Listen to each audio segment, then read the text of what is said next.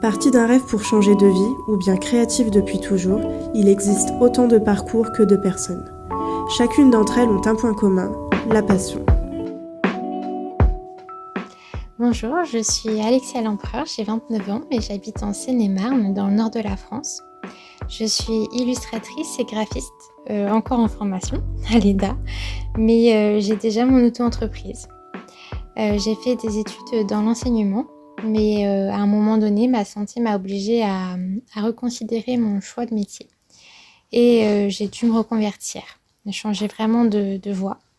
Je voulais quelque chose qui me fasse vibrer, où je serais vraiment heureuse de travailler tous les jours, quelque chose où je pourrais m'épanouir vraiment. Et comme j'ai toujours adoré dessiner et que je fais partie d'un atelier de peinture depuis plusieurs années, cette passion s'est vraiment enrichie et c'est devenu une évidence. J'ai donc cherché des formations à distance parce que ma santé ne me permettait pas de faire une école en présentiel. Et je suis tombée sur l'EDA, les programmes et le fait d'être vraiment très libre, de pouvoir faire à son rythme à la maison. Ça me convenait vraiment parfaitement. Alors j'ai bientôt fini la formation en illustration, dans quelques mois. C'est assez intense en ce moment pour finir tous les devoirs. J'ai dû ajouter une année déjà parce que j'avais quelques périodes creuses par ma santé. Et il me reste encore un an pour la formation en graphisme. La formation m'a vraiment beaucoup apporté. J'ai fait beaucoup de progrès techniques en dessin parce que le rythme des devoirs m'obligeait à une certaine régularité. Il fallait que je dessine tous les jours ou presque. Et vraiment, c'est une des clés pour s'améliorer en dessin. J'avais aussi bien sûr des problèmes de création de personnages, de proportions, de perspectives. Alors là, oh là là, les perspectives. Voilà. Donc j'ai fait pas mal de progrès techniques. Et surtout, je me suis professionnalisée. J'ai appris à présenter mon travail, à le mettre en valeur, à faire toute cette partie de recherche avant d'élaborer un projet. Toute la partie où il fallait vraiment organiser ses idées, construire sa réflexion. C'est une partie vraiment très importante et que je n'avais absolument aucune connaissance avant. Je ne savais vraiment pas comment construire un projet.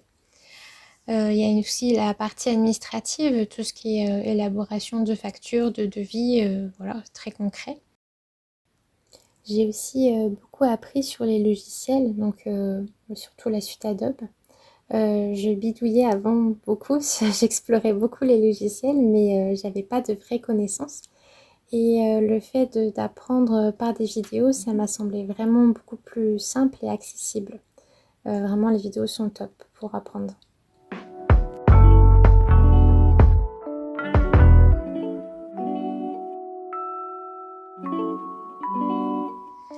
J'ai écrit, illustré et publié mon premier album jeunesse en février. C'est Petit Bout, les vacances d'hiver.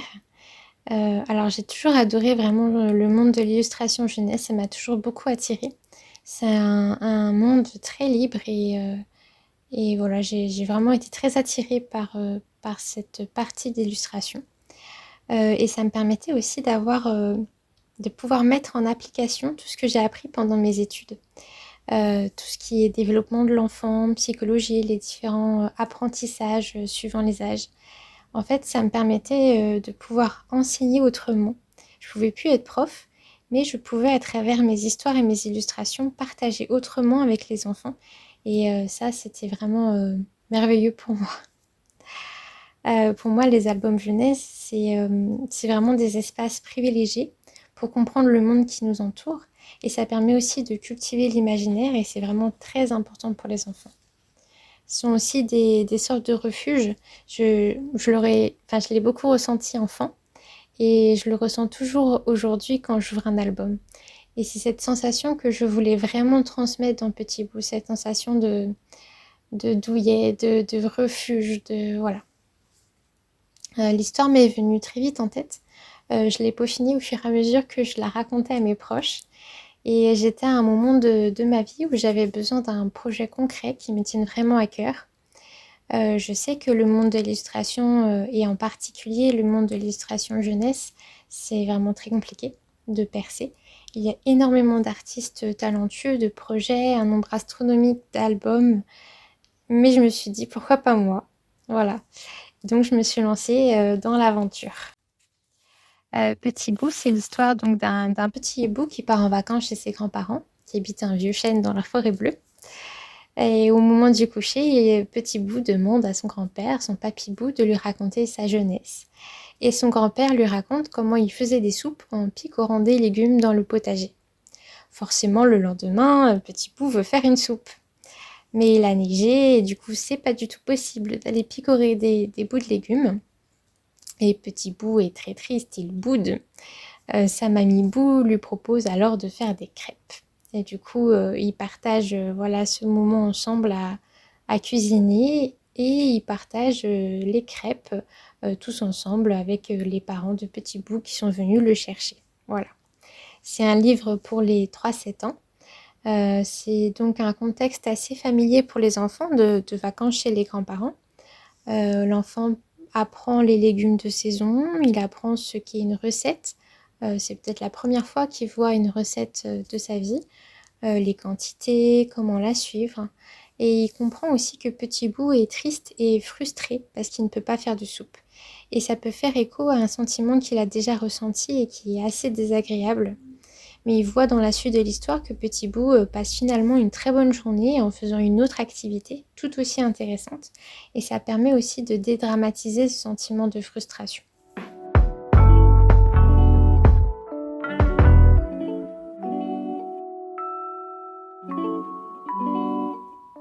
J'ai voulu dans mon album faire passer un message assez important pour moi qui est la transmission intergénérationnelle.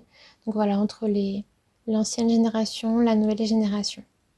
J'ai fait des carnets entiers de croquis de recherche d'hibou avant de trouver vraiment mon personnage de Petit Bout. Je voulais des personnages très tendres pour que les enfants s'y attachent.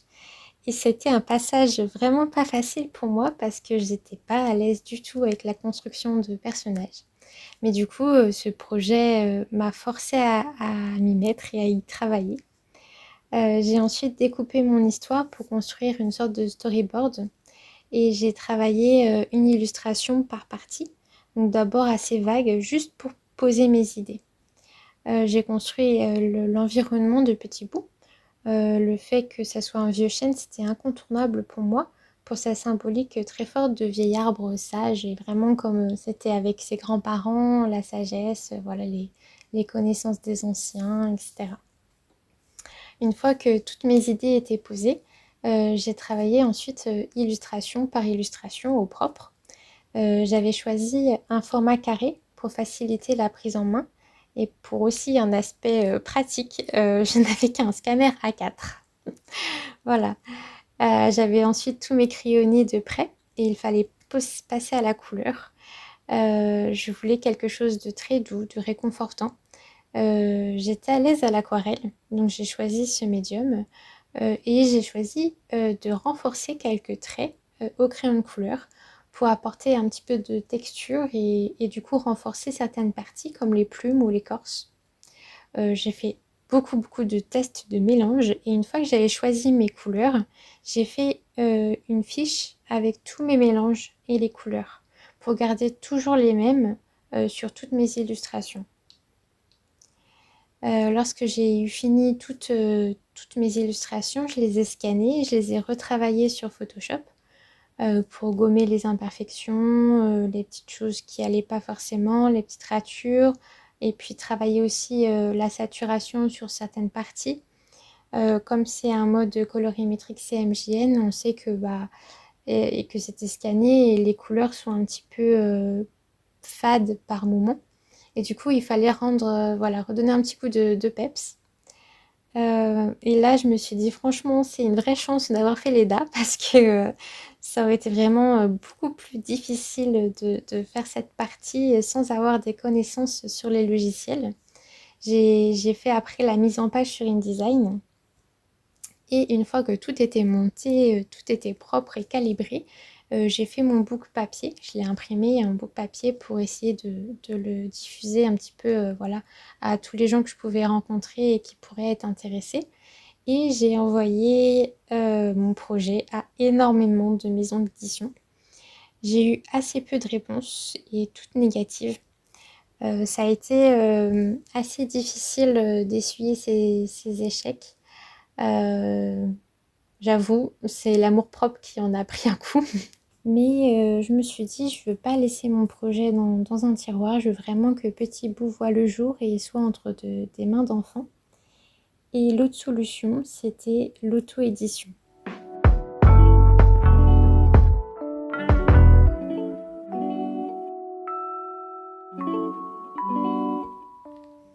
J'ai fait quelques recherches sur les différents moyens de s'auto-éditer. Donc, il y a les plateformes de financement participatif, euh, comme Ulule par exemple. Mais ça me faisait un petit peu peur parce que je n'étais pas du tout connue et j'avais peur de ne pas être soutenue dans mon projet. Et c'était aussi un engagement vraiment très important. Il fallait beaucoup diffuser son projet et ça me paraissait assez difficile pour moi.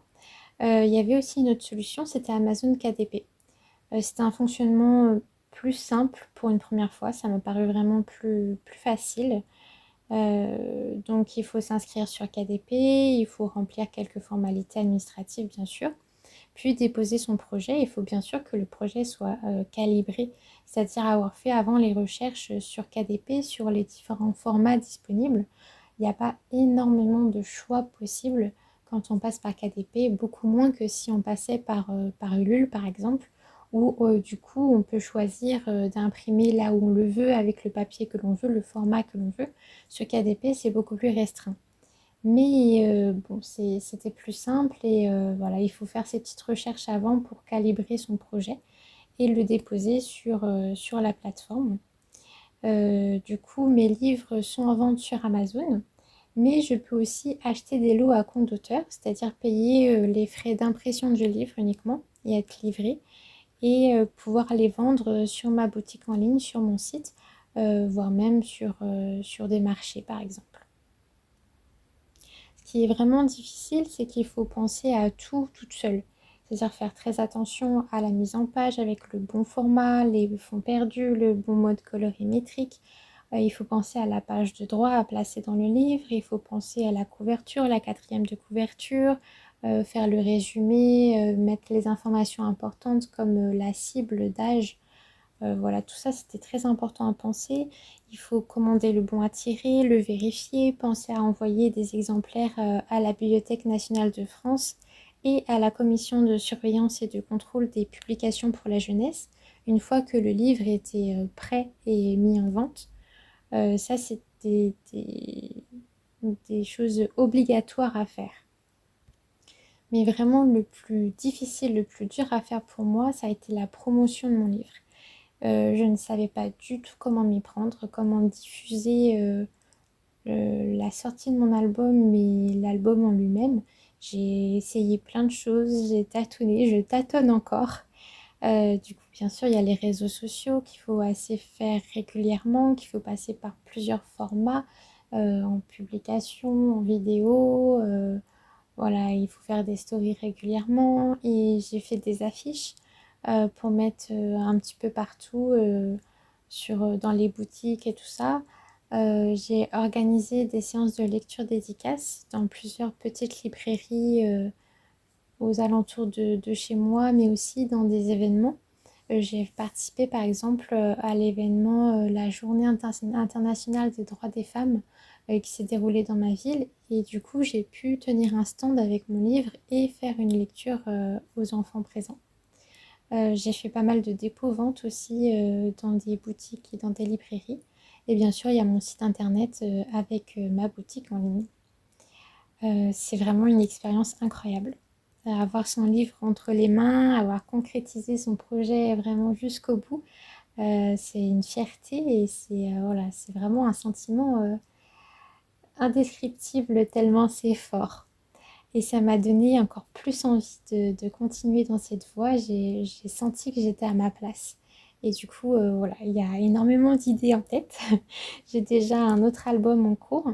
Bon, il va prendre un peu plus de temps parce qu'il faut que je me consacre aussi aux formations, que je les finisse. Mais vraiment, c'est que le commencement et il y aura beaucoup d'autres albums.